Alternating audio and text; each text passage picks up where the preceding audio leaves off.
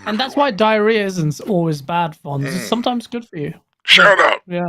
Welcome, everyone, to the Games Talk Live podcast. Today, I have a very special guest. It's none other than Gaz of Game. Yeah. Welcome.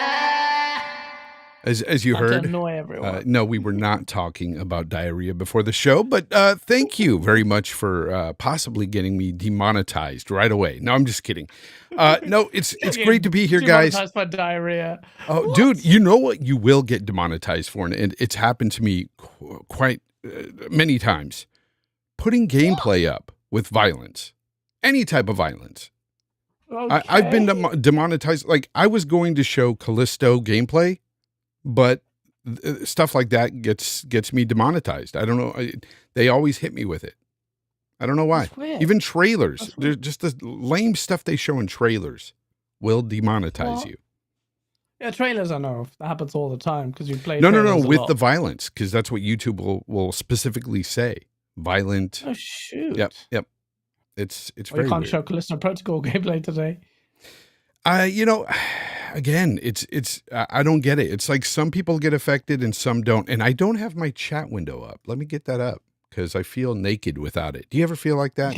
Naked without your I'm chat always window? naked. Well, yeah. you're not. Clearly, you're not today. You're all bundled up. Is it cold over You there? don't know from the waist down. Oh, What do you know? I want to say what's up to Biff Rinaldi, Dead Time, Decado, Purple Tree Frog, Talos, Kung Fu Hot Dog. Kung Fu Hot Dog. What a name. Hot dog. I love it. Brilliant. Freaking love it. John Kramer. You super chat already. Psychonauts. It's good to see all of you guys in the chat. I appreciate each and every one of you. I already got a super chat. Look at that. And it's the amazing Kung Fu Hot Dog. $5 from Kung Fu Hot Dog here. Thank you very much, man. Hi from the UK, Fonz. Oh, he's from your neck of the woods. Loving right, Callisto mate, what are you Protocol. doing? A good excuse to unwind and raise hell. Also playing older games on my 360 and OG Xbox. Gaz is the sauce. Yes. he is. Yeah. Yeah. Shout out to you. Shout out to you. Yeah, 1 where's a.m. my as neck? well. Yeah. There you go. Yeah. He Why is is the he sauce. playing on? Why are you playing on your 360 config? Most of those games should be backwards compatible, no? But, Maybe he prefers to fire up his old 360, man. Leave him alone. Maybe he's got a modded OG Xbox. It has like all those games and Oh whatever, yeah, the memes oh, yeah. and stuff. Maybe don't know. pirating stuff. But I Biff love the Rinaldi, name. Shout out to you. I love that. Kung Fu Hot Dog. Don't get it, but amazing. Amazing name. Random throughout. Yeah. Boba Fett Gaming's in the house as well. And you know what? I could shout out all you guys all day because you guys are all amazing. But the man of the hour here is Gaz. I appreciate you for showing up because it's really late where you're at. It's really late where Kung Fu Hot Dog is too, apparently, from the UK. But dude, tell me, what have you been doing lately? What have you been playing lately? What's your gaming experiences like this past month, man? Bro, I've played so many things this past week even. So I've been playing Callisto Protocol. I wanted to make a video on that. I was hoping to complete that today, but this video is so hard. It's taken so long to make. It's something very different for me. So as part of this video, I was trying to capture bits of other games and decided to play Journey on PlayStation. Journey is a game I've wanted to play for years, but never got a chance to do that. And I was just going to collect some gameplay footage and ultimately ended up playing the entirety of the game and completing it. One of the best games I have had the pleasure of playing. Like, I get it now. It was such a beautiful experience. If people don't know what Journey is, it's a PlayStation/PC game where it's just like there's no dialogue, anything. And you're in the sand. It's just an indie game. And then you'll come up against another player who can't, there's very limited ways of communicating, but you have to work together. And I built a connection with this person who couldn't talk to or anything, but we worked towards this game. And yeah, you walk through the desert and snowy peaks and stuff, and it's just a beautiful game. So I was taken aback by that. I've been playing that, been playing Callisto Protocol, been playing COD, been playing so much. I bloody played Guardians of the Galaxy again. Then I played Red Dead as well, and I'm like, oh, this is so good. Red Dead then 2? I bought, and then I started Sifu again, and almost went Oh, to. wow. Well, I've got to level 3, but then I was like, I have to make this. Do you have video. ADHD? I have massive ADHD. Yeah. You like jumping around from game to game. I can't do that. Like, it's really a problem. So what I've done is, like, I've been playing God of War Ragnarok. And I've been putting, like, any time I have for a game, that's the game I've been playing. But I have to give a special shout out to Danny Passion Official, because he's seen my tweets talking about Callisto Protocol, basically trying to get information from those that are playing it out there, how they're feeling about it. Because for me right now, I'm like, look, I'm on the fence. I'm going to kind of wait for the game to be on sale before I buy it. But shout out to Danny. I just got hit up in a DM this morning. He's like, look, I bought you the game. I want you to experience it. It's a good game. And I'm like, oh, it's Danny who got it. Danny. Danny is a G, man. He's such a nice guy. He's in film and cinema as well. Yeah. And it's amazing. Like, it's amazing that he did that. And I appreciate him. You're awesome for that. Again, much like Hargeet in the chat. Just very generous guy. Shout out to you. Hargeet's here. And we've got royalty in the house, by the way, too. We've got some journalists in the house just hanging out. I'm sure you saw him up there.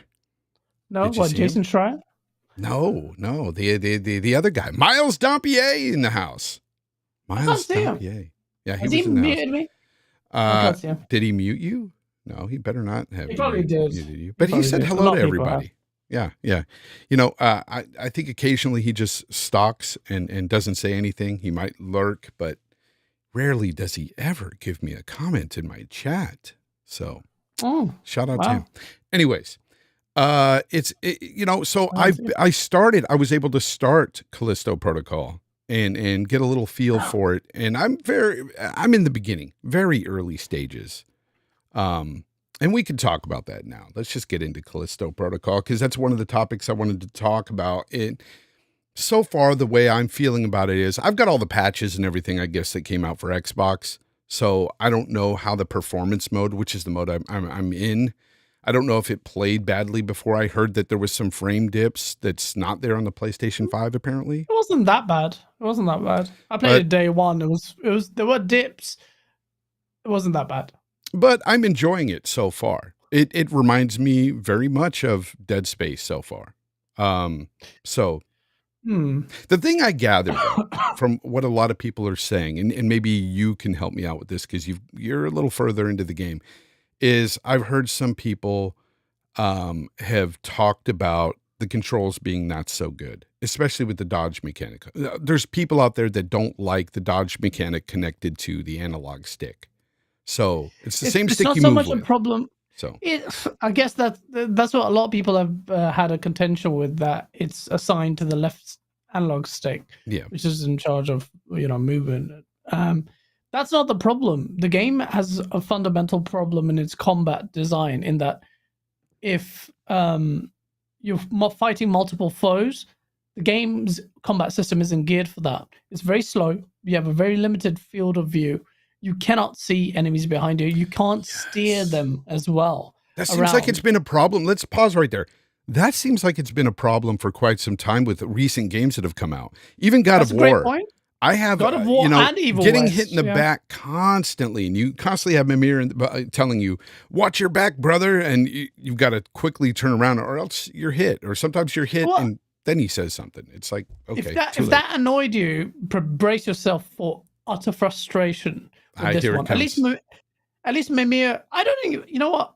Once I got used to it, with Mimir's call out, I was beasting on God of War because it gives you just about enough. But I wish there was FOV sliders in all these games. I don't know if this one has, I don't think it does. But irrespective of that, the game is fundamentally flawed in that the cheap designed enemies that you cannot avoid. You will take damage, and you cannot do anything about it. There's certain people out there who's telling me that's a lie, that you can dodge these things. Nonsense. And I'm like, nonsense. That's a lie. And that's a bold face. Either you're uninformed or you lie. Do you know why? Because if you open a box, they'll attack you. Like open a box, and a worm will come or something, or a massive head will come across. You have no line of sight. There are instances where it's unavoidable to get damage, and the game has problems with other things, like you have projectile firing enemies who won't be on screen. Sometimes their projectiles clip through environments as well. So the game's combat is flawed. It's really flawed. But despite how flawed it is, what I love about the combat is how weighty and meaty it is. It feels raw, and something keeps me going with this game. And this is the studio's first game, Fonz. They're gonna. Well, it is as a studio. You're right, but it's not in that these are developers from the Dead Space series. And so they're all vets. But here's the thing. I guess the game dropped. The game had some issues both on the Xbox consoles and the PC version, especially the PC version. Apparently, it was loaded with stutters over there. And they ended up fixing it, but I have a problem with games dropping now that are plagued with bugs or are just broken in general. And unfortunately, it seems like the developers get the brunt of the hate, of course, when a game drops in a state like this.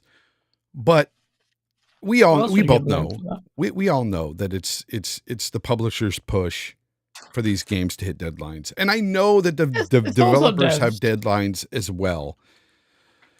But it sucks that, because I know no developer wants their game out like this in this state. I know that's but they don't have an infinite amount of time either. True. Time management is an issue as well. Like, we can't just broad brush and say it's always the publisher's fault, because that's just not virtue always signaling. No, of course not. But how do you feel? How do you feel about crunch? Because in my opinion, I don't hate the thought of crunch for anybody. If they're willing to put in the time, the extra time to put to fix this or to put out a game, do it right, I think crunch could be necessary in some situations. In the gaming space, people get really sensitive about it, and it goes to show to me how many of these people actually have jobs where they live in the real world, or they have really super cushy jobs. I crunch all the time. It's in my contract to crunch. I have to sign a provision where I confirm that I can work for extra, like 30-hour days or something stupid. That's just standard to me. I crunch most week, all the time.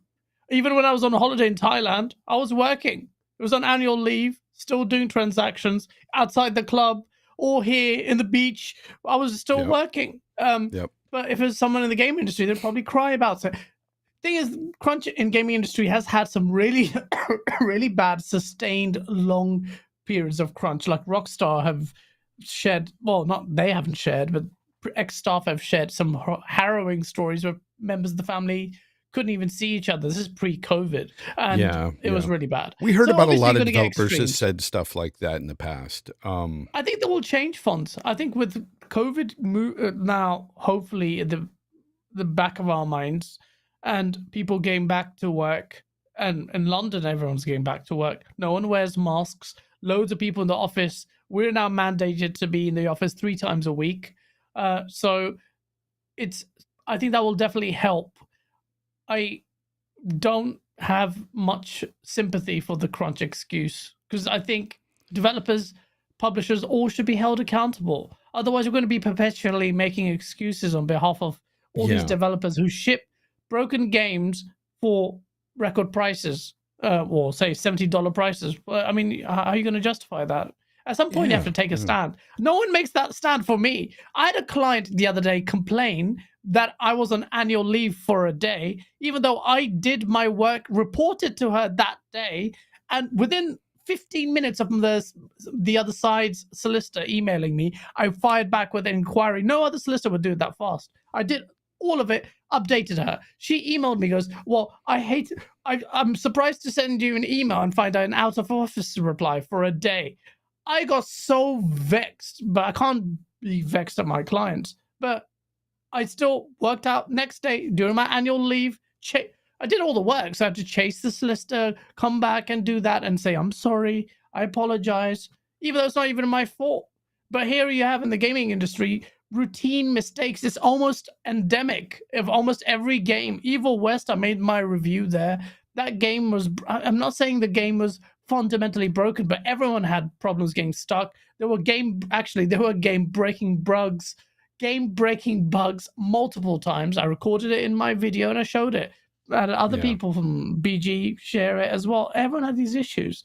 So at some point we have to take a stand. If you're going to pay more for your money, you're going to pay more for games, and you're going to just keep justifying these costs. Exactly. Then the game needs to show it. The quality and that's the major point of contention that I have, is that we are now paying $10 more for every game, essentially, for the next gen tax, it seems, for the consoles. Yeah. Still over on the PC side, they're still paying the same. Like it's still a $60 affair there, but for some reason we have to pay that next gen tax, and it doesn't make much sense with these companies. I could go on for why we shouldn't be paying the $70, but I'm not. The point is, if we have to pay this extra money now, I should expect a game that isn't fucking broken. That's the way I see it. And I see some people in the chat have mentioned it too. I think it was Klikadesh or Klikadesh. I'm not sure how you say that, but he mentioned that if there's good management, there shouldn't be any crunch. And I disagree with that, because sometimes things pop up that are unforeseen. Things happen in any job. Things happen in my job sometimes where things could be going great. Management's not doing a thing that's wrong or anything, and we're setting the course. We're doing what we're supposed to be doing, and then all of a sudden something will pop up. Hey guys, we got to work an extra, so many hours. We have to do it, and it's just that simple. Which industry do you know the people take the piss out of the consumers that much and routinely deliver broken goods? Because in the Consumer Rights Act here enables you to get refund all the time because of broken faulty service. But the gaming industry, we seem to be justifying additional costs at a time where we're all financially stressed. The recession is real, and we're making excuses for it. We're going to launder their mistakes, and then we say safeguard poor developers. Don't talk about it. It's just maddening to me, because, and that's why I even posed a question about Callisto out there for people that are playing it, because I've already made my decision that I was going to wait until it was cheaper to buy, because based on certain issues I saw, and merely for the fact that it was keeping away features that are on another console that's not there for the Xbox. It's like, what are we doing? That's, because Xbox is where I wanted to play it, right? The Series X, the most powerful console. That's where I want to play these multiplats. But for some reason, it's not shaping up to be that way concerning some of these games that have dropped on both platforms. And I'm talking about the PS5 and the Series X exclusively here. Why is it, do you think, we're seeing more and more games dropping that are performing better on the PlayStation 5? So that's a very good question. And I'd love the answer to that, because ultimately I got sold the world's most powerful console, and fair enough, it's for the most part bested its counterpart, but not by the level of degrees that we were espousing or expecting. I don't think it's an unreasonable expectation. And then again, we made excuses for Microsoft, but the tools, I'm like, you'd have to be a massive tool to yourself to keep crying for this $1 trillion organization 2 years or 3 years on. So I don't want to make any excuses next year. I'm not making any excuses now, but I don't understand. With Callisto Protocol, that people said, well, they use 150 of Sony's devs, so of course it was going to be performing better on PlayStation. In fact, the PC version was rubbish as well. But then Need for Speed came out. Again, only the Xbox version bests the PlayStation 1 in resolution alone. The more important metric everyone has now vocally said is frame rate. And again, that's better on PlayStation. Along with another game, Warzone 2, Call of Duty Warzone 2, which is potentially first-party game for Microsoft, runs better. That's a giant game you cannot afford to be in terms of like the core gamers, and just looks bad that this game is running better on the inferior PlayStation 5. So it's a good question, Fonz. I think Microsoft have a lot to answer for it, and I'm not happy with the performance of all this. I mean, Dealer, Cole, and everyone talked about velocity architecture and all of that, and that's fine. And they keep asking about where is it, and Dealer's pissed off. He's like, where is it? Yeah. They're not using key features that they have pushed since before launch, and that's that is the question that everybody wants answered. Why aren't they using the tools? This is what pisses me off about Xbox. They came on to everyone's shows when they had something to say for marketing purposes, fair enough, just before the consoles launched. Which you'd understand, Which is fine. But then, quiet. Where are they gone? Where's Jason? Jason, where are you, man? You need to... Shout out to Jason Ronald. Jason, if you're listening, man, big fan of your work, but the tools, man, the tools, we need them to start being implemented in these games. And, we do see some developers using stuff like FSR 2.1. We just had Cyberpunk 2077 being used there. And it does help massively. And you would think that some developers would like to showcase their game in a better light with using some of these features, but they're simply not. And I don't know if it's the case of, is it Xbox problem or is it the development cycle, the side? Is it their problem over in the development side? Oh no, it's bloody other Zinc in your chat. Why are you not muted this guy? He's so doesn't understand. You know what? Because you know what? I'm not going to mute anybody in my chat. Bro, he just talks shit all the time. He's like the pony version of Xbox. He does. He is. Let me get through some of these super chats because I got a load of them to get through. Risk It for the Biscuit. I appreciate you so much, brother. He says he was planning on to hang for the show for a bit, but something just went down. He's got to bail. Hit the like button, everybody. Yeah, please hit the like button if you haven't. He's going to catch the show after. Thank you very much, brother. Appreciate that. Also, Brigadier's Blue, every week, man, he comes in and drops a 5 and says, something to the effect of, he's a little late, but it's the best part of every Sunday. He can't miss it. He loves GTL. So I thank you very much, brother. I appreciate you.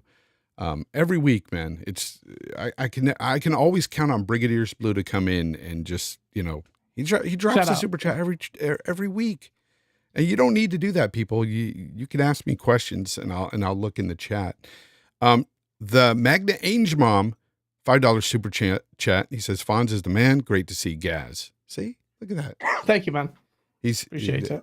These people are just amazing. We have Boba Fett Gaming. Boba Fett Gaming, thank you very much, man. I appreciate you. Boba Fett, mate? All the way from Australia, mate. I can't do it. Oh, sorry. Can't do the accent. And you can't either. It's clear.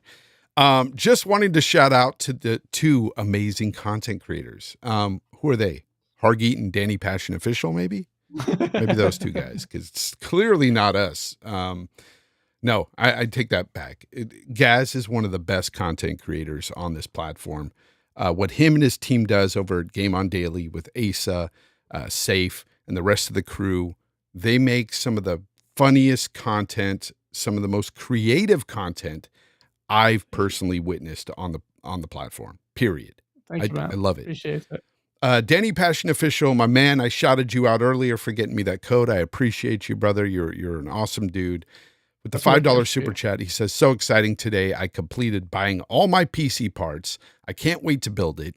Thanks to D-Batch for all the recommendations. Oh, he screwed you, man. He steered you wrong. D-Batch knows nothing about PCs. You should have asked Soccer 80. No, I'm just kidding.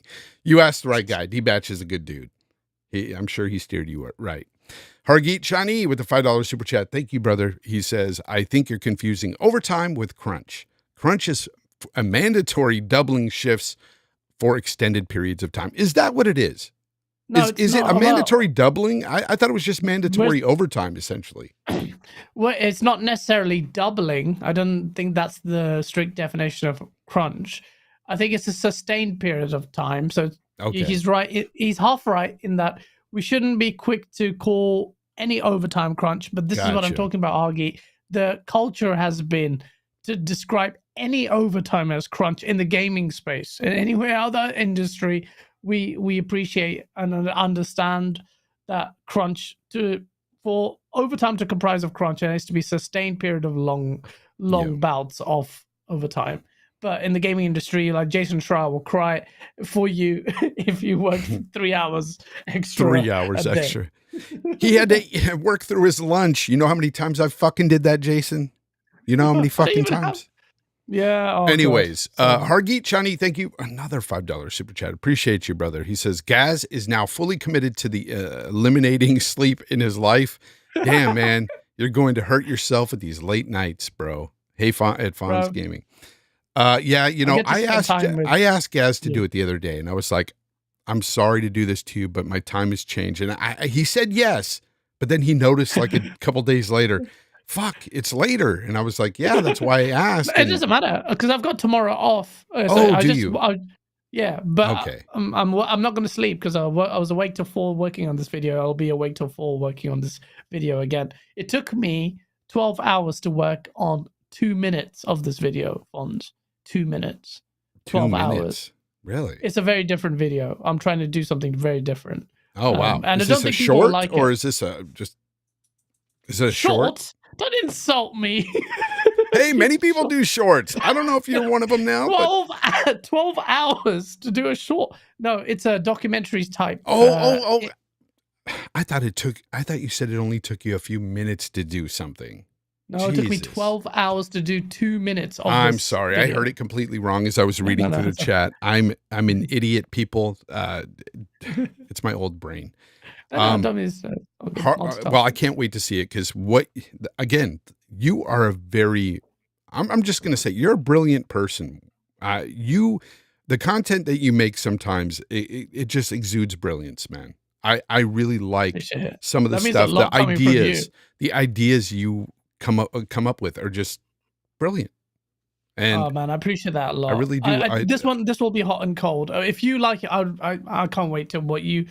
Be honest with me when you see it and what you like or dislike about it. Now just get somebody else to narrate your video and it'll be gangbusters. The narration is very different in this, so I don't know if people like it. I can't wait to see it, bro. I can't wait to see it. Okay, well, I'm and even if I hate it, I'm going to throw a like on it regardless, but I will talk to you personally and say, you know what, that was trash. Okay? It's not for everyone. I'll say this, it's not for everyone. You might not think it's that good, but I'd love to your opinion. Sometimes, bro, there's stuff that I've put out there that I've hated that I put out, and then people loved it, and I was like, I hate that one.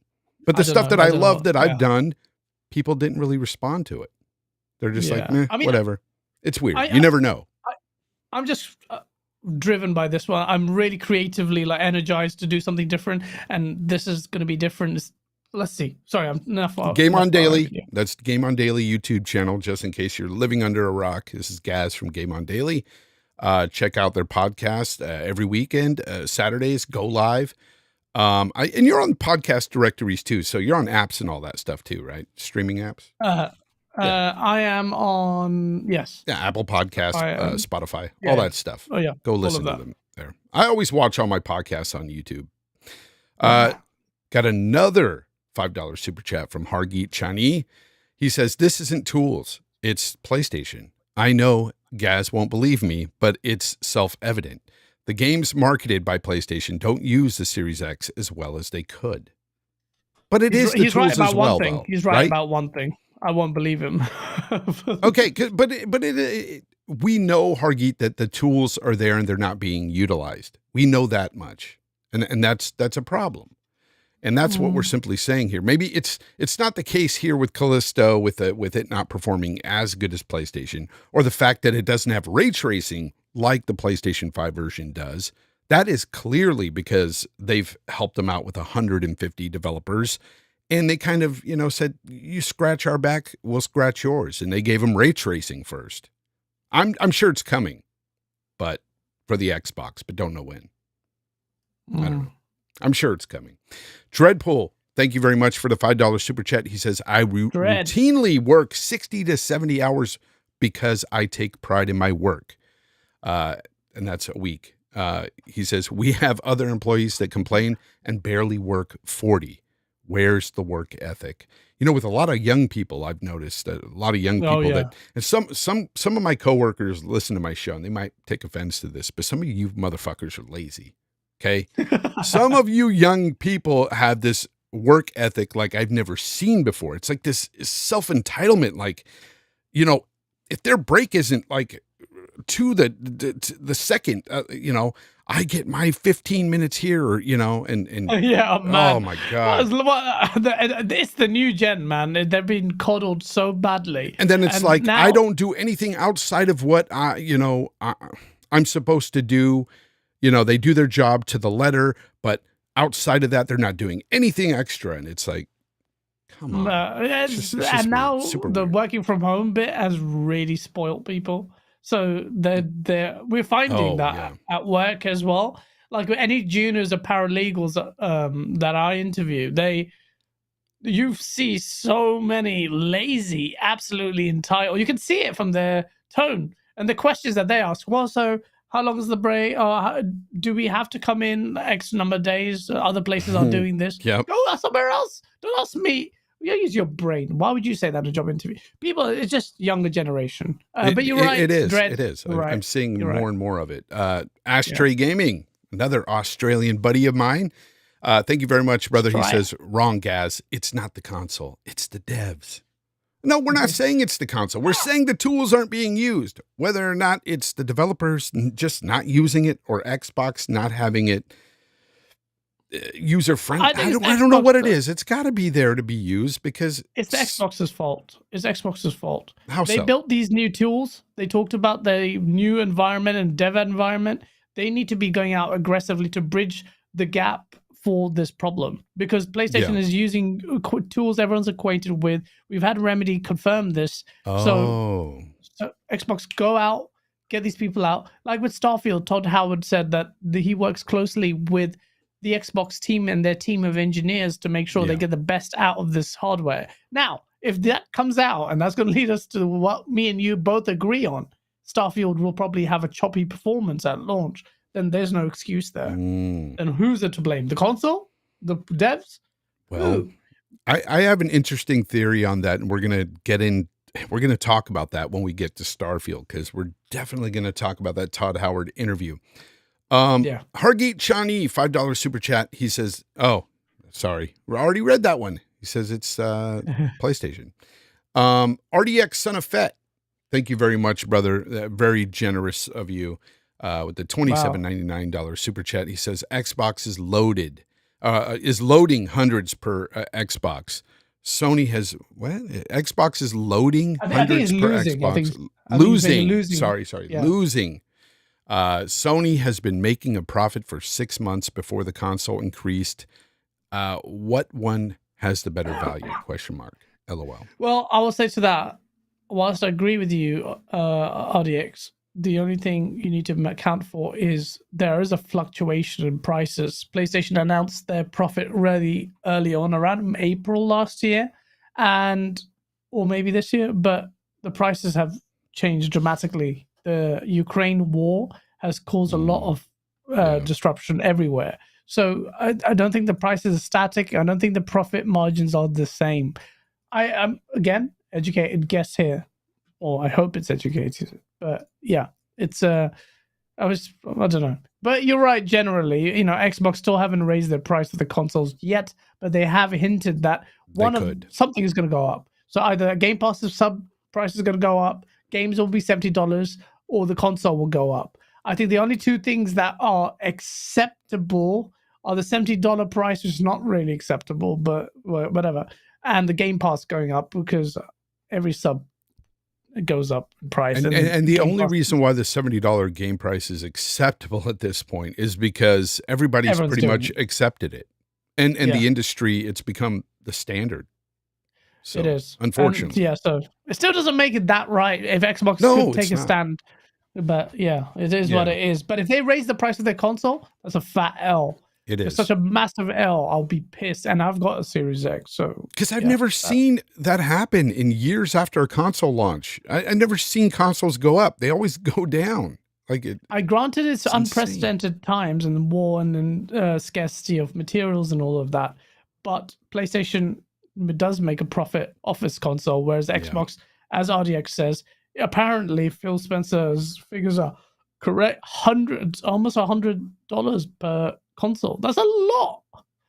So, yeah, Xbox still cannot raise that price. They just don't do that. You can't say, "Oh, we understand that it's hard times for everyone. That's why we're not raising the price during Christmas." But right in January, you'll raise the price up. Like, what happened? The hard times have gone? No, it's still hard times. It's going to be for a while, and we're all in it together. Apart from the rich 10% or 1%, the mother. Yeah, Jose Linares with the super chat. Thank you very much, brother. He says, at Fonz Gaming, who's winning World Cup and Game Awards? Japan. I don't know anything about the World Cup. I'm sorry. I don't watch the football, the UK football. I'm so glad you said football. So. I was going to judge you. I don't watch soccer at all. I just don't like soccer. You know, I just don't care for it. But I don't hate it. Just, you know, not something I've ever gotten into. But so I don't know who's going to win there. For Game Awards, I think it's going to be Elden Ring. Despite God of War Ragnarok's huge, massive acclaim, I think it's just because that's the it boy right now in the room. That's the it guy or it gal. If you will, but I think Elden Ring's got it in the bag because Elden Ring took us away from everything for months. That game was huge, massive to so many different fans of different genres. That game just was an incredible game. It was amazing. So yeah, that's what I think. Hargeet Chani with a $10 super chat. He says, in general, games work better on Series X. It isn't the tools. Games marketed by PlayStation don't. After like 3 to 6 months, magically, they will be patched and work correctly. Sorry, I don't buy it. This is PlayStation. Wow. So he's saying Hargeet's gone the deep end. He has turned full maniacal conspiracy theories. He wasn't this bad. But he's turning into a beast. He hasn't. Hargeet's do this, and I'm trying to. Hargeet, he's trying to save you. Step back from the. I'm not trying to save anyone. I can't save myself, let alone save him. But he doesn't need saving. But on this point, we have to disagree. But But one thing I want to say though, real quick, is I'm tired of the whole narrative where we're getting these games and people are just what Hargeet was saying right there. Don't worry, Xbox will patch it later and it'll be just as good as the PlayStation version, maybe even better. Like, I don't want to wait. As somebody who wants to play it on my Xbox, or somebody, if you just have an Xbox, you shouldn't have to wait. That's just ridiculous. But I see a lot of people saying that, you know, on Twitter as well. Oh, it'll get patched. It's not a big deal. It's like, it is a big deal. As soon as it comes out as a consumer, I have a certain expectation I want met. And that is just for the game to be, well, not broken. Yeah, absolutely. And to be just as good as another product that is on paper inferior to the one I'm using. So it's insane. I'm tired of that. Tired of it. Yeah. Jiu-Jitsu 50. Oh, what's up, brother? This guy's on Twitter as well. I see him all the time. He's a great guy.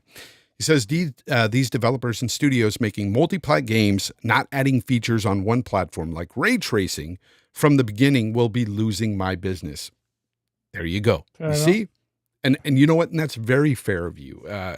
You should not have to be like waiting for these features or waiting for your games to get fixed or to get better frame rates. Like, these games should perform as well as they do on a competing platform.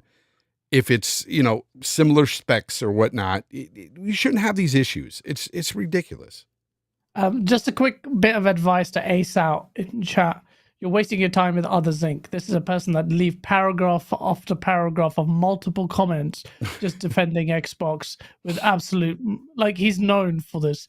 Don't get riled up. He loves Xbox so much. He has an Xbox onesie. He's got an Xbox body pillow he cuddles with. Everything. It's just Xbox. You cannot sway this man. I'm just very every PlayStation game. Others Inc. is. Bro, every PlayStation game sucks to Others Inc. Every PlayStation game. There's not one that's good. I used to come back to YouTube and I used to look. I'm like, oh shit! I got 5 And it's all him. I got 15 comments. I'm like, yeah, wicked. What's the, oh, for flip's sake, it's this guy with a sea of, but Xbox has this, the tools and that. Like, bro, listen, you're a marketing. He's a marketing graduate, man. He markets games. Anyway, I'm not going to say anything, man. Just I don't know what he go markets. to the next topic, man. Whatever he's marketing is not selling. Yeah, no. Anyway, no.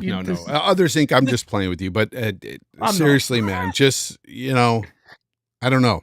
Maybe you need to just calm down a bit with Xbox. I don't know.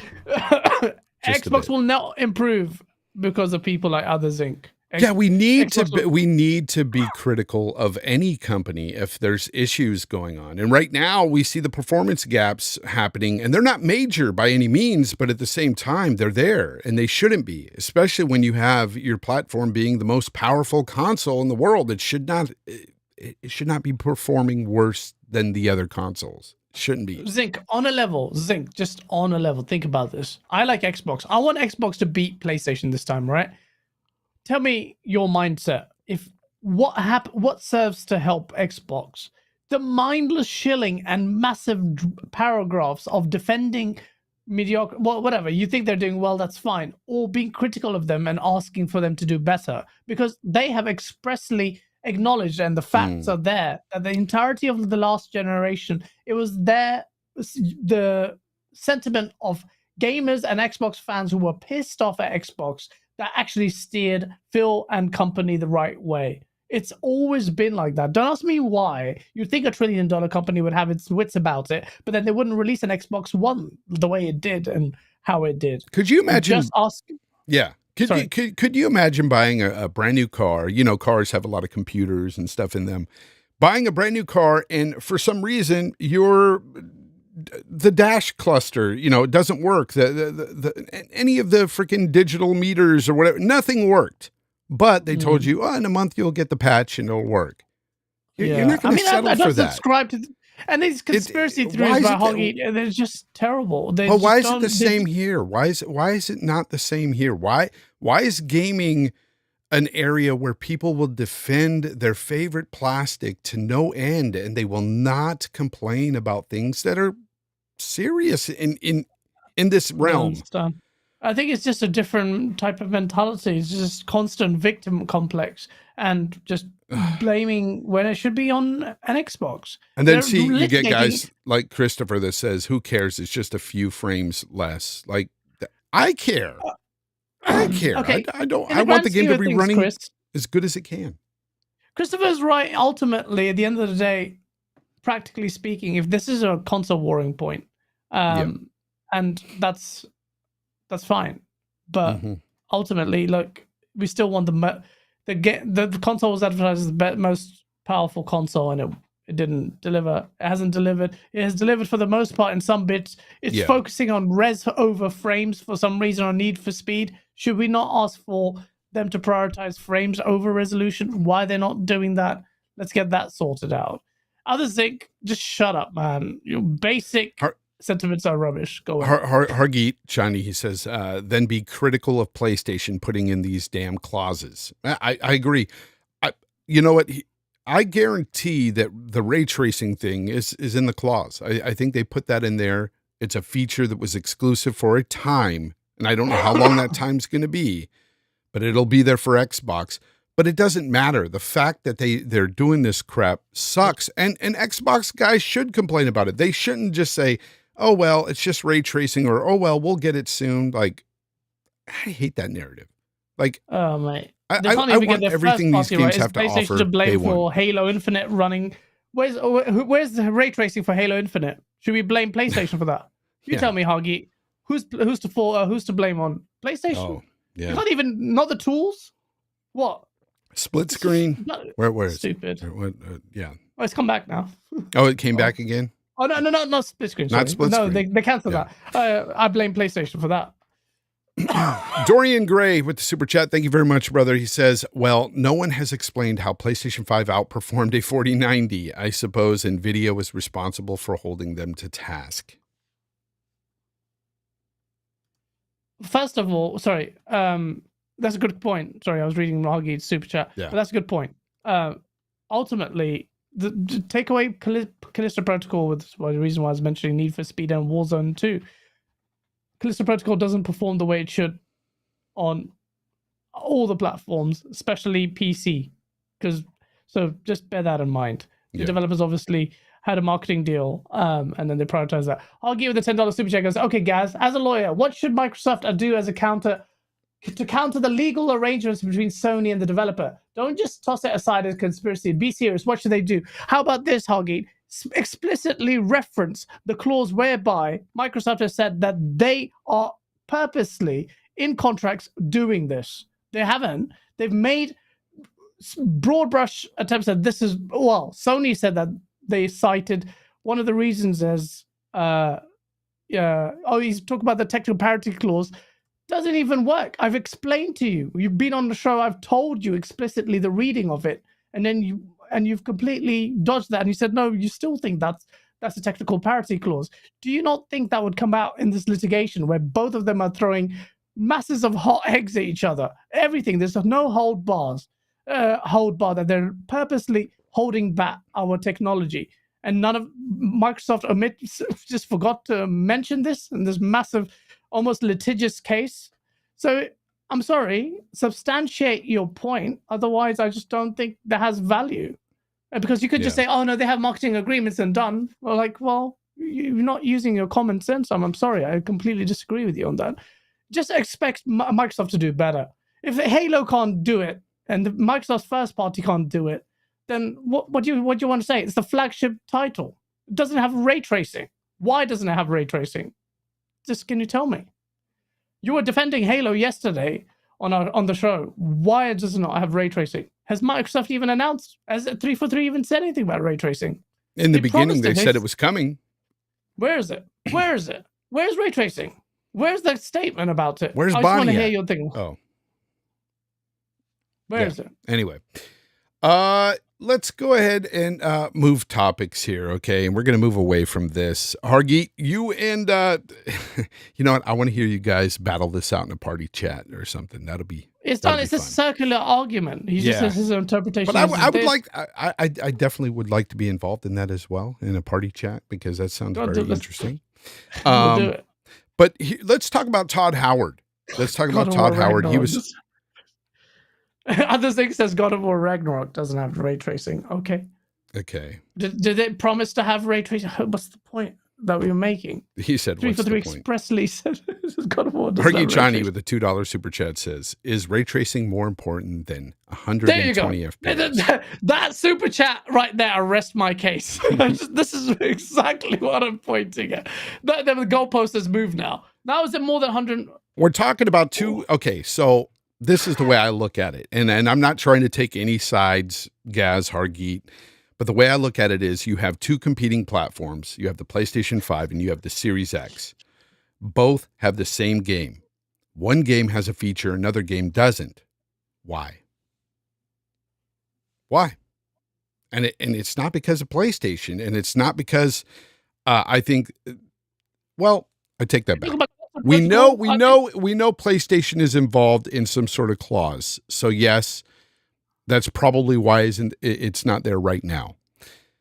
But when you have other games, like Gaz mentioned with Halo Infinite, that's supposed to have ray tracing, that it's not there in, you wonder what's going on. Or you have tools that aren't being used there at Xbox, even with first-party games. It's like, why aren't they using these tools to make these games work even better? Do you know why? It's because they have 120 frames mode. That's why, apparently. Yeah, but when you have two games, okay, we can talk about that too. We can talk about some games that have higher frames that are running better on the PlayStation 5 over the Xbox Series X. Could you not use some of those tools? Could you not use some of those tools to get it to perform better than the PlayStation 5?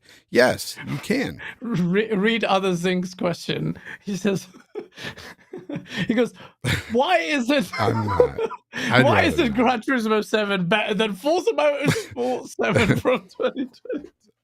Anyway, I love Other Zinc. He's good for a laugh sometimes, but he's probably dead serious. He's probably going to get pissed off now. But anyways, Hargeet Chani, Thank you very much for the super chat. He says, but to your point, the previous game director did promise a lot and failed to deliver. Local co-op, as well as ray tracing. Reality, neither is coming because they can't pull it off. Why? Why can't they pull it? Why can't they What's pull it that? off? That's so weird. Why can't they pull it off? The flagship studio and the title can't pull it with off. the 12 key Others Inc. doesn't agree with you. Others Inc. thinks it's a winner right there.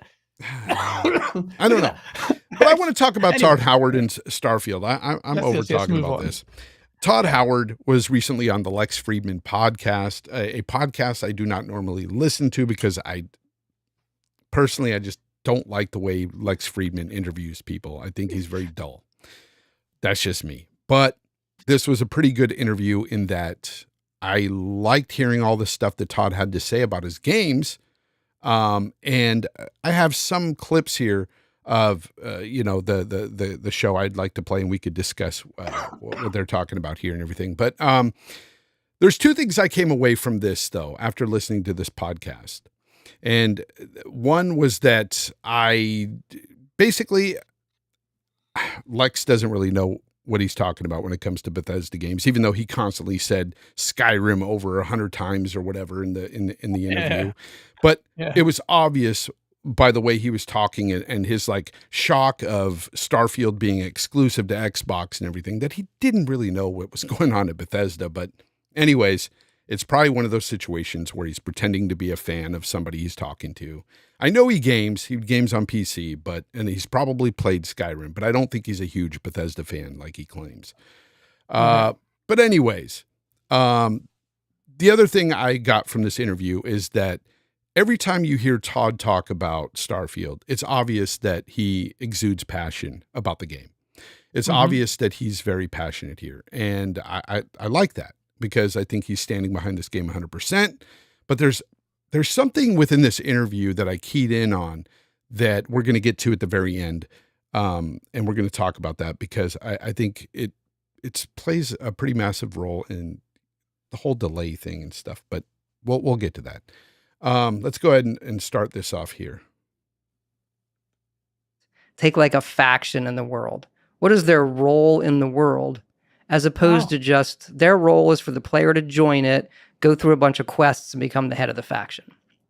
Think a little bit deeper about the simulation and what would the Mages Guild be doing in a fantasy world, or the Fighters Guild be doing in a fantasy world, versus just sign up, do quests, get gold. Yeah, see, now I like that. It's a typical Bethesda fashion, the whole NPCs. That's so cool that you brought that up, by the way. Well, so cool. We have to because it's out there, we have to bring in the actual conversation or the actual interview because it's, it's the best way to discuss it. But the NPCs and the factions, Bethesda's done this forever when it comes to, those roles having, specific titles and stuff and jobs and things they have to do within the world. And they continue to do these things as you're progressing through your story. All those factions and stuff are still going on and doing their things, their day-to-day things, right? And I find that very interesting. But what I wanted to ask from you here, Gaz, is do you think along with, doing that with all the NPCs and stuff, do you think that Todd and company there are going to push boundaries when it comes to the like artificial intelligence? Or is it just going to be pretty much what we've gotten with other Bethesda titles? Or do you think they're going to push here? No, I don't think they're going to push here. No? Unfortunately, AI is an area. My next video actually talks about this. It's woefully underdeveloped as far as gaming is concerned, and nothing that Todd Howard has espoused alludes to anything as far as AI is concerned that is leagues ahead of what's come before. If anything, he talks about the game in close proximity to Skyrim, and systematically, programmatically, the whole game sounds like it's Skyrim in space. They even don't shy away from that description. From what they've shown, it looks like that as well. Anything extra would be actually KSM32. Yeah, I have turned my Xbox off. So, am I? No, everything's fine, right? I'm not glitchy or anything. Oh, sorry. KSM32, you put me off. So I'm expecting Starfield to be Skyrim in space. I'm expecting the same kind of AI routines. Remember there's a meme on Skyrim, like the NPC chat. You're going to see better fidelity NPCs. You can have better dialogue options. But as far as their AI is concerned, apart from combat AI, because I could see combat AI being a little bit more mobile. Obviously, this has got guns in it, but taking cover and stuff like that. Other than that, AI, I don't expect it to. If it does, I'll be surprised. And if they were going to make it, they're going to be shouting through the rooftops about it because they haven't. That's true. And I'm thinking, for me, I'm just hoping that, and this is more story beats than AI. I'm hoping that we get more impactful, story moments and stuff, with companions, with factions. And he actually elaborated a bit on the companions. I don't know. Did you watch the whole thing? I know I watched the whole thing. I watched bits of it. He talked about the romance stuff as well. Yeah, he talked about that. We wanted one where, okay, we can be in a relationship and we've committed to each other in some way, but I just did something that really made you angry. Yeah. And as opposed to just drifting out of that status, you're in a temporary, I don't like what you did state. Wow, so some greater degree of complexity in the relationship with a companion. A little bit. A little bit. Are we I don't want to oversell that part, but sure. My point is, oversell it. I think those things where you meet a character in a game and you do spend time with them, a companion in a game, and it leads to romance. Myself and others, and I find a lot of players, those moments are really, really impactful and special to them because they did put in the time. All right, so talking about the companions, scales back the expectations there in his own words. Read between the lines. Yeah. AI doesn't come up into it, and really he just talks about it being a little bit more fleshed out than Fallout 4. Previous titles, yeah. I didn't expect romance options. To me, it's a bonus. Really, I guess romance options are good, but I always found them a little weird in games. Mass Effect was one where I cared for it. I think it was handled well because you had to pick one. Because Miranda Lawson got that ass, baby. But I'm such a prick. No, but look, there's a deeper conversation on what to expect for AI. That Todd Howard Starfield is, and it's a game. That game does things systematically that I don't think many, if any, PlayStation game even comes close to. So there's that. So while I can be disappointed in AI generally across the space, that's cool. But I also like the idea that the AI can be pissed off if you did something temporarily. There's a bit, temporarily. No, I can't say that. But yeah. Well, let me ask you this. What do you think developers could do to improve on realism in a game? Like, has there ever been a time where you were playing a game and you were like, if they would have just done this, this would have felt more real?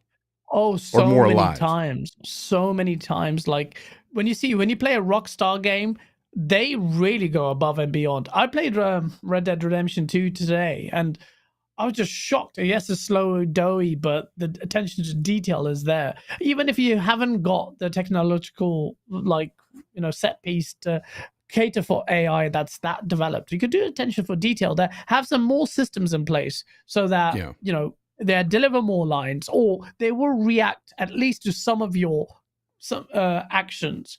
Like you can't, like in most games, you could just be breakdancing or looking like you're having a fit and no one was going to say anything. It's just going to be like, yeah. So like, then if you can't do it through AI, trust me, AI is, I don't know if people know this, but AI has been grown, like the tech, what AI is doing is insane right now. Like AI is everywhere. AI is building art. AI is doing just, Google created, I think it was Google, they created AI and two separate bits of AI. They started communicating with each other. and they started creating their own language. It scared the shit out of them so much that they turned them off. AI has the capacity to really mess us up, but at the same time, people need to be a little just. I'm not fully clued up on the advancements there, because a lot of high-tech AI it's behind closed doors and for obvious reasons. But AI is going to improve massively in games, though, bro. Halo Combat evolved AI, and the AI you get in games now, they're pretty much the same. We have not seen any strides at all, and it's really kind of sad. And gaming you focus on visuals all the time, but where's the focus on something like this? AI would change everything. Mass Effect, the Citadel, like people were talking like uniquely designed lines, or reacting to what you're doing, or the clothes that you wear. AI can do that generally on a base level now. So why is that not implemented in games? There might be a technical reason for it, but I'm excited at the prospect of AI. Fear. Look, Purple Tree Fog is right. Fear has the best AI. Fear's AI is 3 generations old, and it still stands the test of time. It's because developers completely forsaken this area, which is sad. But for me, I think when it comes to getting more, a sense of like realism, or a game feeling more alive, it always comes down to the story and the acting for me. That's what it comes down to. Yeah, I saw that. I know what you're laughing at.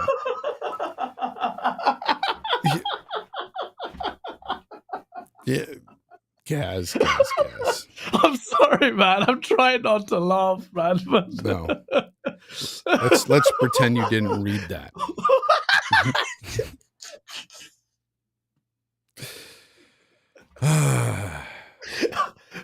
The show has derailed.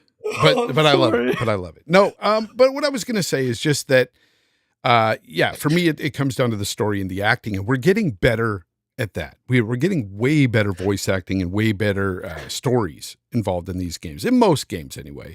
Big AAA games. Hell, even some AA games have some really impactful stories.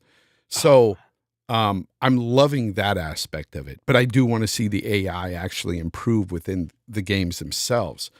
And I think that we are generally behind on that, especially in the gaming space. And I want to see that continue to improve. Look at a procedurally generated Starfield, when you have all these planets.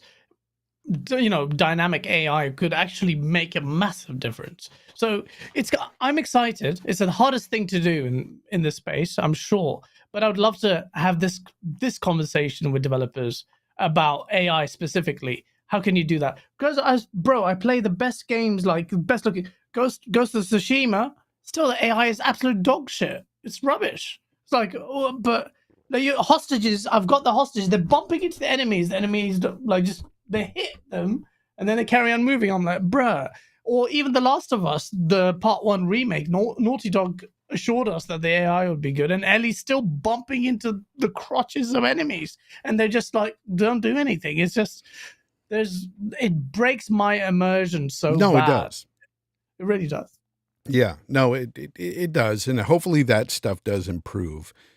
But again, it's those, somebody in the chat's AB. Come on, he said, you want a good story, Fonz? Read a book. I've read books. I still read. I like to play. It's like a lot of people will say, that's why I like Sony games as well, because traditionally they focus on story and they're more like movies. And yeah, that is probably why I tend to really gravitate to games like that. I like to be compelled in a game. I like to be pulled into the game. It's not always just about gameplay to me, although gameplay is very important. Don't mistake what I'm saying. But a good story goes a long way, goes a very long way with me. And I'll say a shit story in a good playing game goes a long way too. That's why God of War. God of War, genuinely, in my opinion, is actually heavily carried by its story. The gameplay isn't remarkable. Visuals aren't remarkable. Good. They're great. Good. Yeah. They're decent. Graphics are great.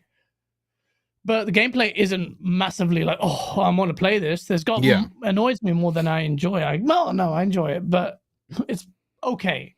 It's the story. the story's carrying me forward, and it's the little details, the conversation that Mimir will say something, oh, that must have hurt, or things like that. That's that attention to detail, making up for the lack of AI routines. But it's there, scripted, it's there, but they put attention to detail. And God of War is carried very heavily by its story, very heavily. Yeah, I personally love the immersion. I mean, that's why I do like books and movies, because I like to be pulled into that world or whatever they're, trying to convey to you. I think you'll like my video now. Now that you're talking the way you're talking, I think you'll like my video. Of course I will. Of course I will. I'm nervous. I'm nervous. No, bro, don't be nervous. Let's get back to this interview. There was a big design kind of problem to solve in terms of, well, what's fun about landing on a planet where there's potentially nothing? Because there's a lot of planets and moons, if you kind of, right, in reality, that, well, there's nothing on them. Read between the lines, people. Read between the lines. Resources. And so we spent a lot of time figuring out, okay, let's just lean in on that can be a lonely experience, as long as we tell the player, here's what's there. Here are the resources that are there. Go find them.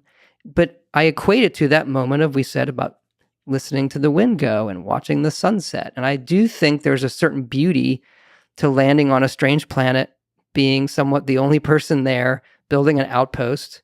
And we are modeling all of the systems, because that's how we like to do things. So you can watch whatever that gas giant or moon, it will rotate and go, and sunrise, sunset, and all of those things that you would expect. And it's all really happening.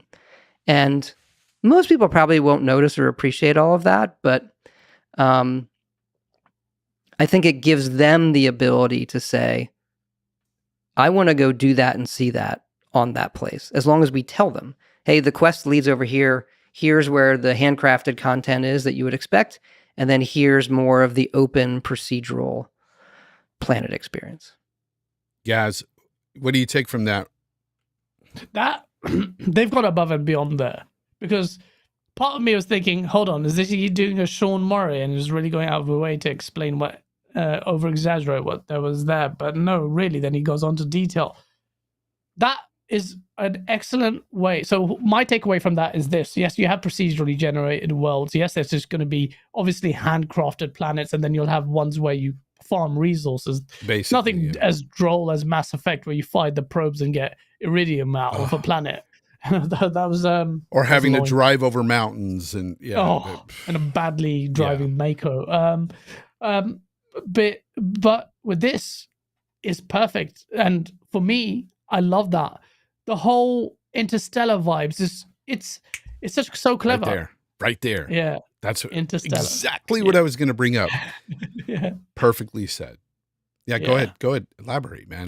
That's what intrigues us. It's why Interstellar hit that nail on the head there as well, in terms of the feel, the evocation, even being the only person on the planet and seeing that goes to show that these planets are well detailed and well realized, and he's actually said they're accurate to their planetary behavior, and that's amazing. Purple Tree Frog, calm down. He said, probing Uranus.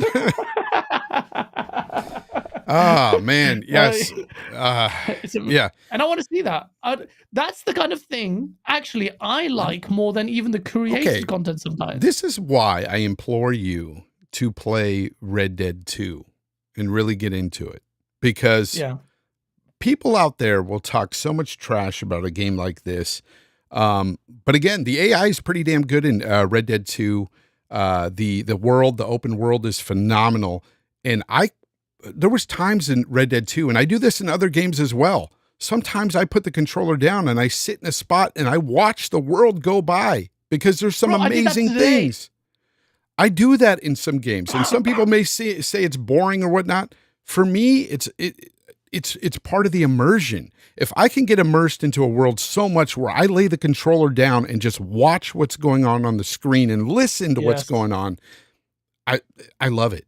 It's amazing. The Red Dead games did that for me. I could totally see Starfield doing that to me as well.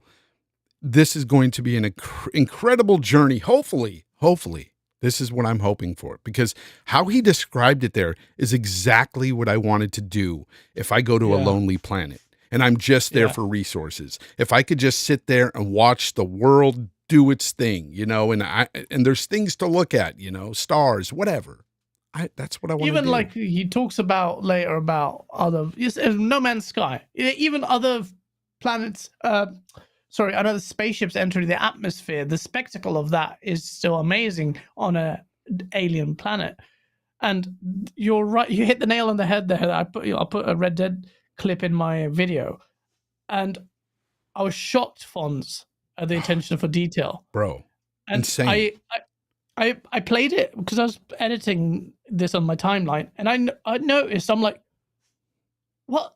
There were little birds there that just hopped away from me and then they flew away. It triggered some other event. I'm like, there's so much detail in this game, and it's old. No game come close. What? Not even Naughty Dog's games come close. Why do you think that when people bring up what looks the best out of all these games and stuff, I always bring up Red Dead 2 because not only does it look incredible, it's a massive open world that is so alive. It feels way more alive than pretty much any game I've ever played. I used to freaking camp in that game, damn it, and go fishing in that game. Yeah, I don't care. Like, I've told people this and they laugh at me. I'm like, I'm sorry, but I hunt and stuff in that game. I actually do the hunts and I run around and I freaking fish in the game because it is gorgeous. Like, it is gorgeous to just sit there alone, play, you know, whatever little fishing game you're doing. Like, it's awesome. Bro, I played poker there. It was like, I felt I was there. Like, even a lot of people said, I didn't play Red Dead for years because they said slow, all the things that I don't like, slow and really I love it. thingy. But the voice acting, everything, I didn't feel the slowness. I was just gripped in the conversation.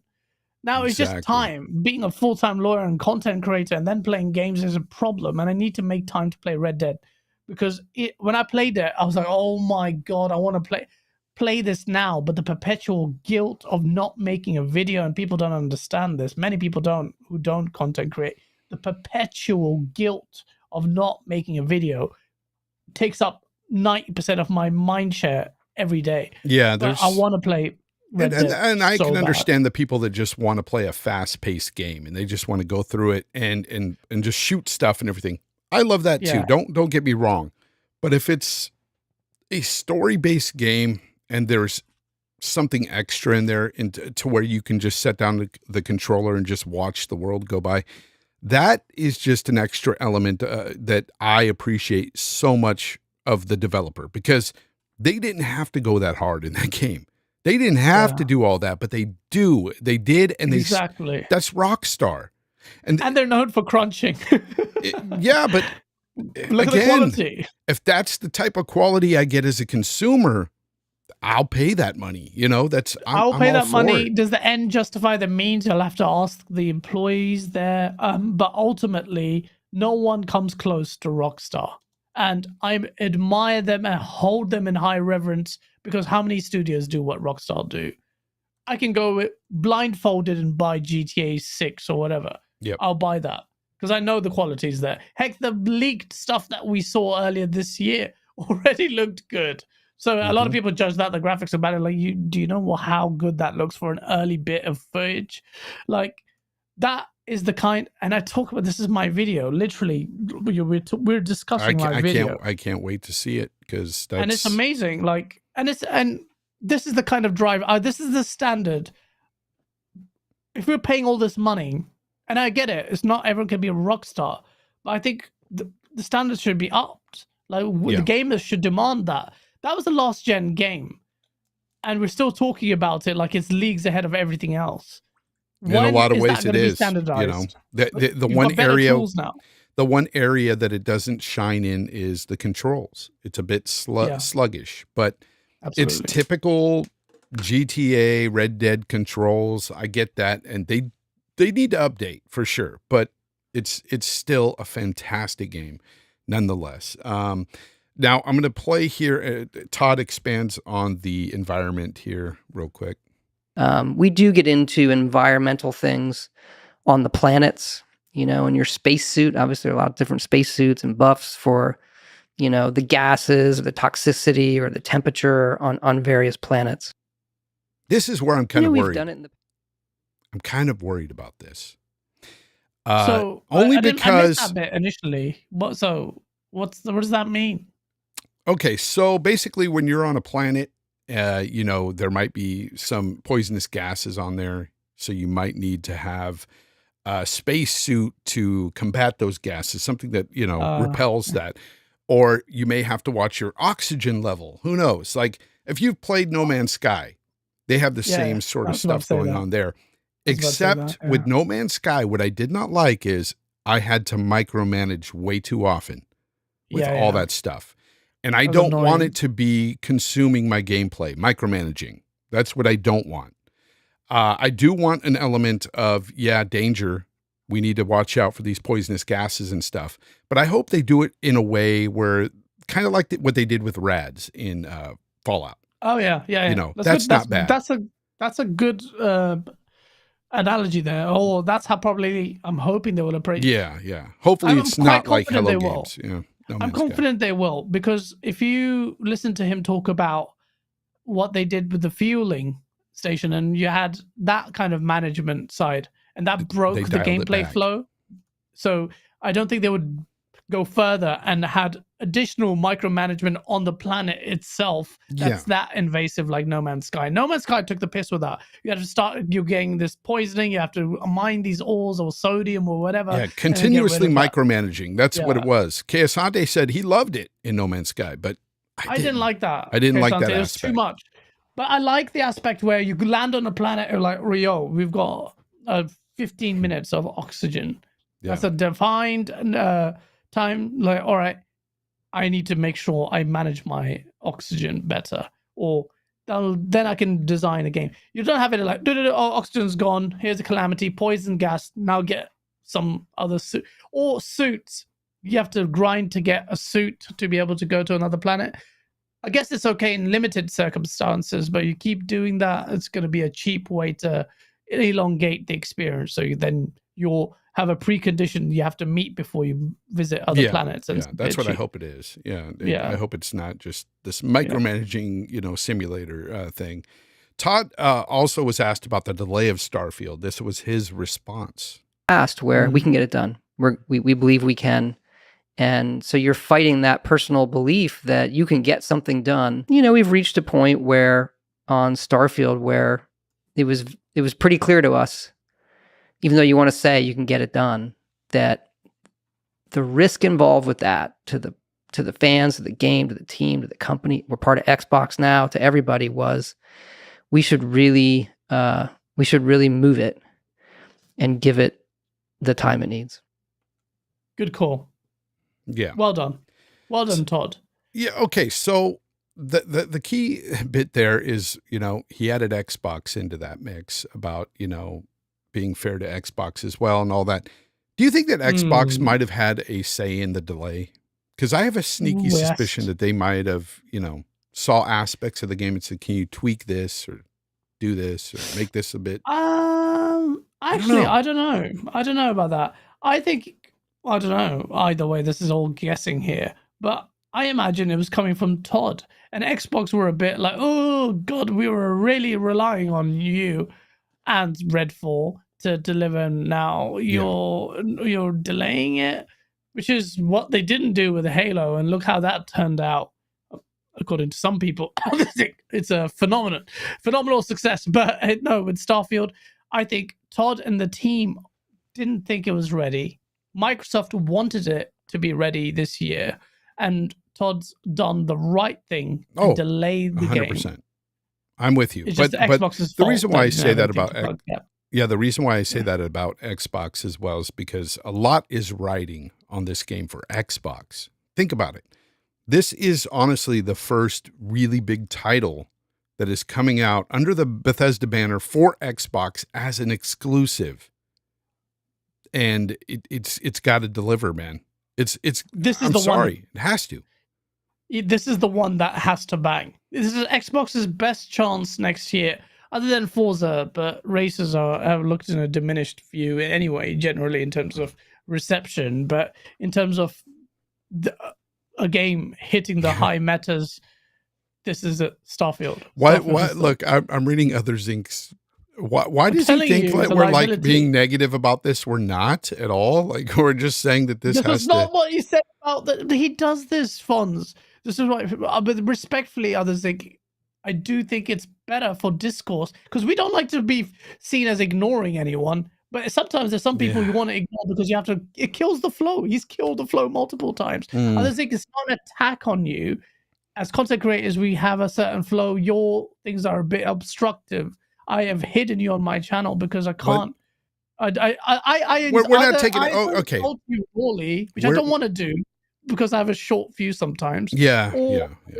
Pander to the constant damage control. It was not even damage control. We're literally propping him up. What are you talking about there? Yeah. And maybe we're literally saying that Todd did the right thing here, and that even if Xbox was involved in this, they did the right thing. That is what we're saying at the end of the day.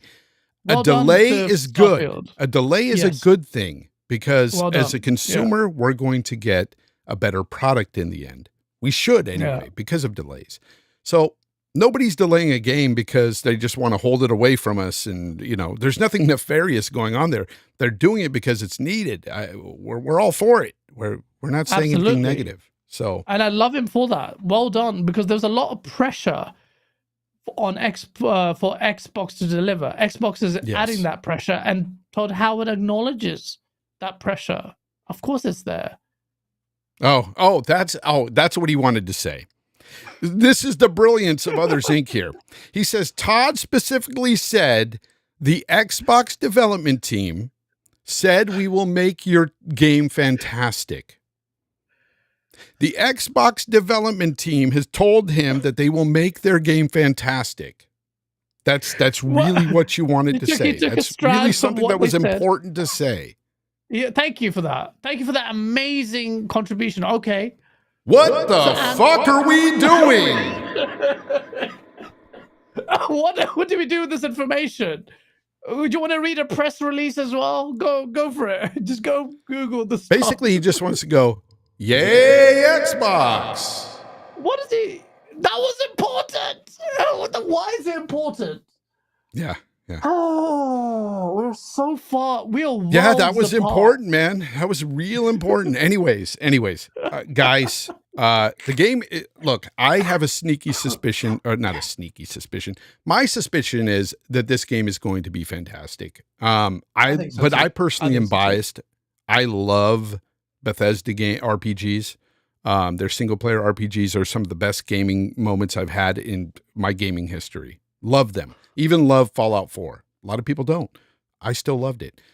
New Vegas is my favorite, then followed by Fallout 3, then 2, then 4. But I love Fallout. I love the Elder Scrolls series. Love it. So Starfield is just another line in their franchises that I'm just going to love. This is taking it to space. I can't wait for that. This is the game that I really, really want. Space. I love space. I hope they hit the hard sci-fi notes a little bit more. But Todd does allude to it.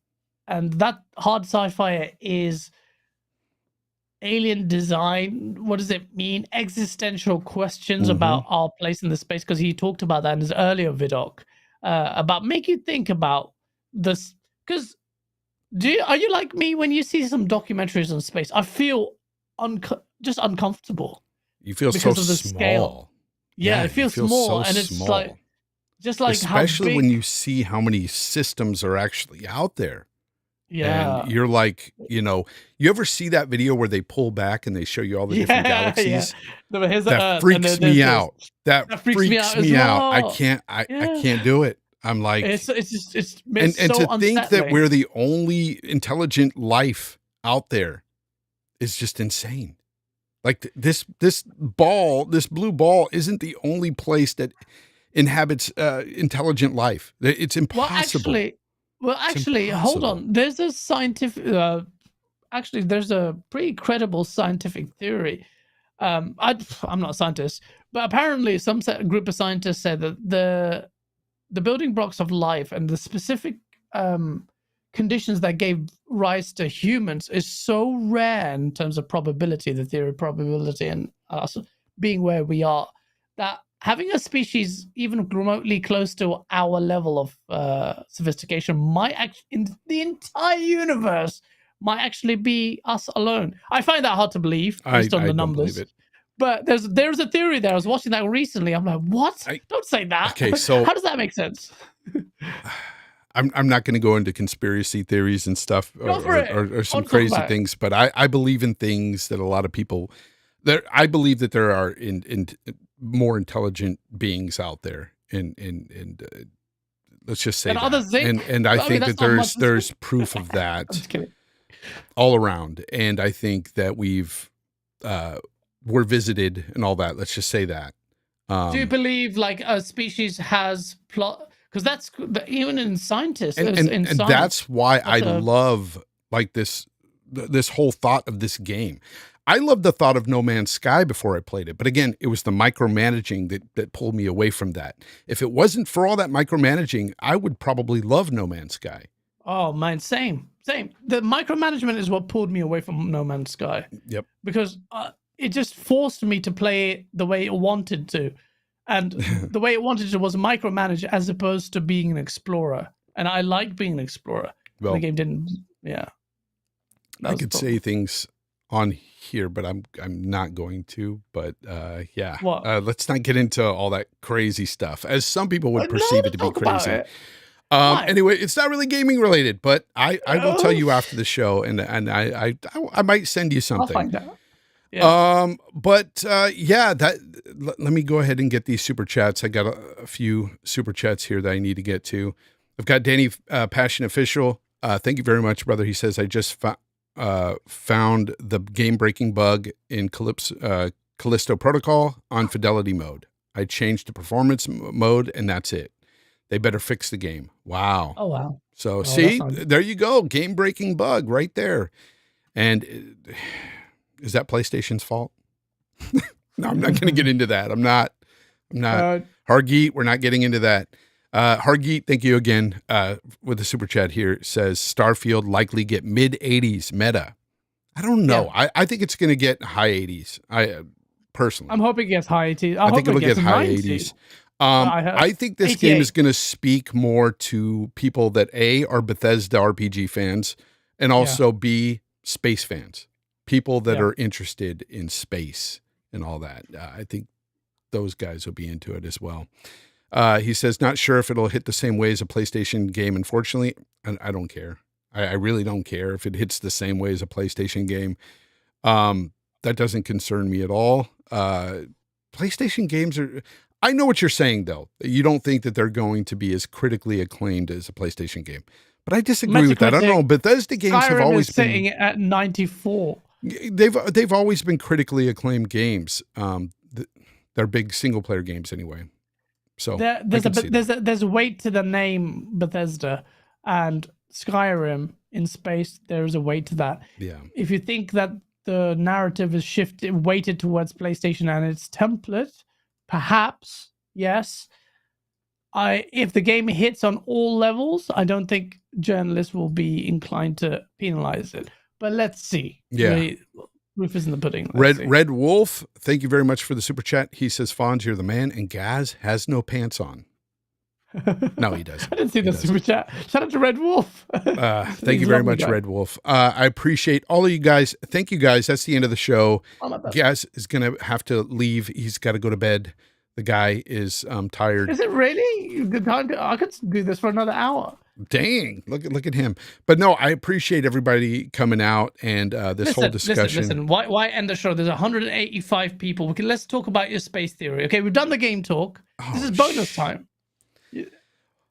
I just said, you know what? This is something that, Dealer Gaming, Zocker87, and these guys, my co-hosts over there on my co-panel over there on RDX has made fun of me before, but hey, I believe in UFOs. I've seen a couple. And you've seen a couple. Wow. Yeah. I've seen a couple firsthand, and I've talked to somebody that I'm a relative of that works in a certain industry that confirms that certain things are out there. And I just, I'm like, wow, listening to the stories. Well, I believe, let's just say that I believe. Why not? The US has announced it has a department entirely to investigate this. It has expressly acknowledged the UFOs. Not saying that they don't know where it comes from. You don't know where it comes from. And I'll tell you an experience right of one of mine if you want it here. But absolutely. Okay, so it was a camping trip. It was me and the ex many years ago. We were outside in the back of a pickup truck. We're looking up at the stars. You don't see it. No, we're looking at the stars. You basically out in the middle of nowhere, you don't see anything but just a mass amount of stars. And, and I know because I've seen them before, you can track satellites in the sky. You can follow them. Mm-hmm. So I thought I saw one. It's way out there. And I go, oh, there's one right there. And I pointed it out to my ex and we were watching it. And as it was going, it just did just a 90-degree turn. Took off. Whoa. And just gone. And we're like, we got freaked out. We got out of the back of that thing. We weren't staying outside like that after that. But, man. But no, it's just, and it's way out there. Don't get me wrong. So it wasn't really that scary, but what can move? That's something. Like that. Yeah. What would actually change course that fast and take off like unbelievably fast? Because when it was moving just at a certain speed, it's moving incredibly fast, faster than you realize being way up there. And so seeing that was just insane. And this was as a young adult. And I know I wasn't drinking that night. So know what I saw. I mean, the Pentagon has released footage, several bits of footage where Air Force pilots are investigating this thing. And you can hear the chatter. And they're like, what the hell is that? What is it moving? It's moving at ridiculous speed. And it's moving kind of alien to us, literally. The movement doesn't make sense based on the velocity and altitude we're talking about. It's all over the place. Because you can even see the space station up there. It's funny. Some people are like, the Earth is flat. The space station doesn't exist, but it's up there. You see the space station all the time. And there's actually apps that track the space station. And as it comes, your way, the app will notify you and you can go outside and watch that sucker just scream across the sky. Yeah. And I've showed my kids many times because I love space stuff. Like I love this. You can do all that, but you can't get split screen on Halo. Yeah, exactly. You can do all that, but you know what? And in the 60s, we landed on the moon in a tinfoil, piece of garbage, and we talked to the president live. But no. Anyway, Ace Out Gaming, with the $10 super chat, he says this is for opening up. I love going into space topics. So do I. Space is so intriguing to me. No, it is. That's why I love Starfield. Like, I love the idea of Starfield. I love the idea. Yeah. Love it. Absolutely. We are, despite our technological prowess, so still wholly confined, really relatively close to the space. I'm still astounded by the telescopes that go out so far. You see some of these digital cameras, how far they zoom in on the moon. It's insane. And people have picked up objects on the moon with these cameras. Bounced lasers off the old, what they call it, moon landing rover, whatever. No. It's like, there's so many intelligent people out there. And then you have other Zing. I'm just kidding. I'm just playing. It's funny. Boba earlier said that, we barely have intelligent life here on the planet. And he's true. He's right. It's true. And a lot of people hate Elon Musk, but he's actually sent rockets to space. Yeah. Well, Elon is a genius. He may not be, somebody you agree with in other areas, but he's pretty much a genius. He really is. I find him fascinating when he talks about tech and everything. I mean, the guy, you can't take that away from him. Look what he's built. But anyways, I just find the whole topic pretty fascinating, and I'm glad other people did too. But again, I'm going to end the show. Got to do it. I got to eat and I got to go to work, and you got to get some sleep. So we are going to end this show now. Gaz, let everybody know where they can find you. And of course, a little bit about GameOnDaily.com. Thank you so much. I'll keep it brief. Thank you, everyone in chat. I could have talked about this for hours in space. But yeah, thank you, everyone. Please check out GameOnDaily.com. GameOnDaily, one word. The channel. I'm working on a video. I'll tell you what it is, seeing as you all intently listen. It's about the future of video games, and really is a contemplative / speculative piece of where the gaming nirvana can be. So I based on a lot of what we talked about. So hopefully you'll watch it. I even edit it in widescreen 20:3 whatever aspect ratio, just more cinematic. I hope you like it. And I'll look forward to which means you'll get the extra extra black bars on the top and bottom. Just what you love. Well, actually, no, not on YouTube, because it's designed natively like that. If you have an ultra wide screen, it will fill your screen. But yes, otherwise it will put bars on your cinematic flair.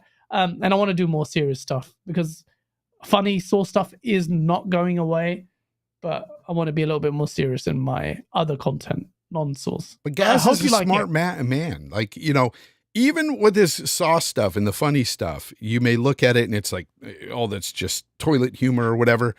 But there's genius behind each little joke and everything. So, I mean, it's great stuff. Gaz is a smart guy, and I like to hear more from Gaz's, more intelligent side on his videos. When you get serious on your videos, you do some good work as well. So, man, I can't wait for this one. It sounds interesting.